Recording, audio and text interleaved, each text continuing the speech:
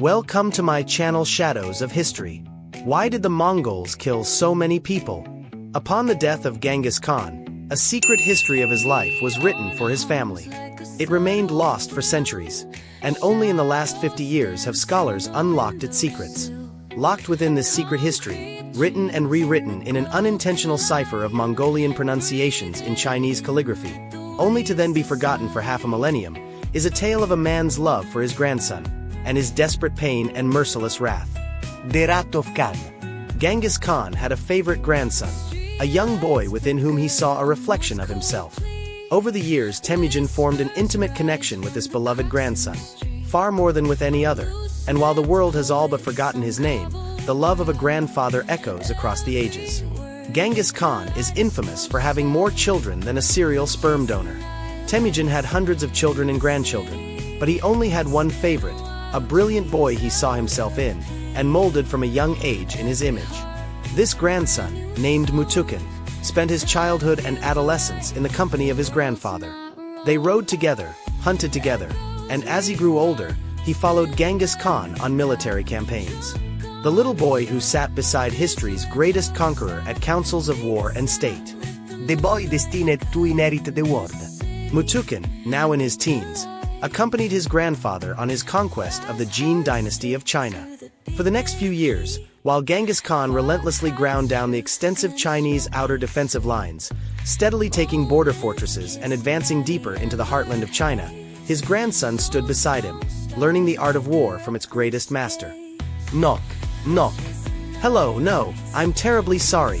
We're not traveling horse salesmen. Yeah, I can't stand them either. We're actually here to pillage and conquer. When Genghis Khan decided to dispatch a trade mission to a neighboring empire that controlled Afghanistan and Persia, intending to trade Chinese silk he had acquired for high-quality Middle Eastern steel, the response came as something of a shock. The Khwarezmian Empire butchered the 400-man trade caravan and stole all of the silk. Genghis was flabbergasted. They dared to steal silks from him, after he had only just stolen the silks from the Chinese. So, Genghis Khan sent an envoy demanding an apology and the return of the now twice-stolen silks. The Muslim Empire of Khwarezm responded by beheading the lead envoy and sending his head back wrapped in silk. The Mongol conquest of Khwarezm, 1219 to 1221. Genghis Khan immediately paused the entire conquest of China and pivoted his main army to invade the Khwarezm Empire. With more than 100,000 Mongol warriors, the now aging conqueror fell upon the prosperous and highly populated Muslim empire, formed of Afghanistan and Persia. These regions were home to some of the largest cities in the world, which were leading trade centers that had controlled the Silk Road for over 500 years. When it became clear that the enemy wouldn't be coming out to play and were engaging in a defensive strategy based on garrisoning the large fortified cities of their empire, a plan that had likely traditionally worked against nomadic raiders. Temujin, however, wasn't just any old nomadic warlord. With his beloved grandson by his side, he set about besieging and capturing each enemy city in turn. Those cities that immediately surrendered were treated mercifully. The rest were ruthlessly pillaged. This unexpected side quest, that had rapidly escalated from a potentially lucrative trade offer to a full-blown invasion, allowed young Mutukin, who was now in his late teens, to earn invaluable battle experience. Over the next few years, the grandfather and the grandson captured city after city. Due to the sheer scale of the enemy empire and the number of large, well-fortified, and heavily garrisoned cities, the Mongol army had been divided into 3 large independent forces under capable commanders, with Genghis Khan in control of the main army. Mutukin quickly proved himself to be a capable and intelligent young warrior. His proud grandfather watched as his precious grandson earned the respect of the Mongol army, leading raids and screening his grandfather's main advance. Over the course of the war, the boy became the leader his grandfather had prepared and groomed all those years, commanding detachments of his grandfather's army, leading warriors in battle, attending and now contributing to councils of war. The secret history of the Mongols, for all its significance, doesn't convey the sheer joy and pride that an elderly Temujin must have felt as he watched his grandson become the man he was destined to be, the boy he had chosen to be his heir. In the spring of 1221, the advanced Mongol vanguard under the command of Mutukin, now 21 years old, entered the heavily defended mountain valley of Bamiyan. He punched through the mountain pass, overwhelming the enemy forces defending it and cutting down those who fled to the city walls.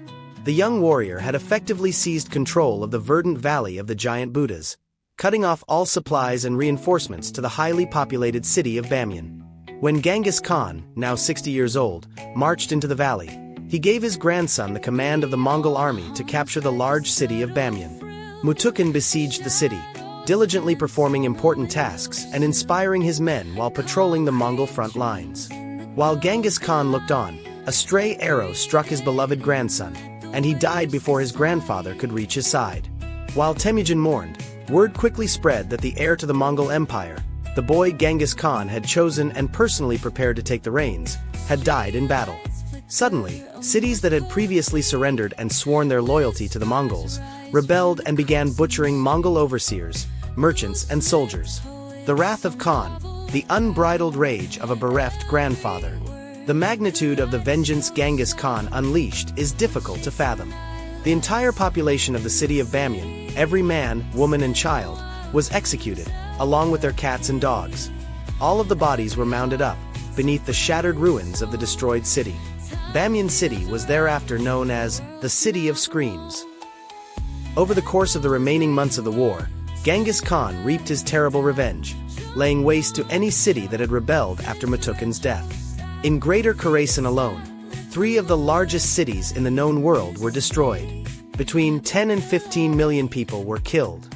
The Mongol-Khwarezm War was one of the bloodiest wars in human history. Genghis Khan unleashed the unbridled vengeance of a bereft grandfather upon one of the most densely populated regions in the world, massacring millions and catastrophically altering the future of Afghanistan, which never recovered.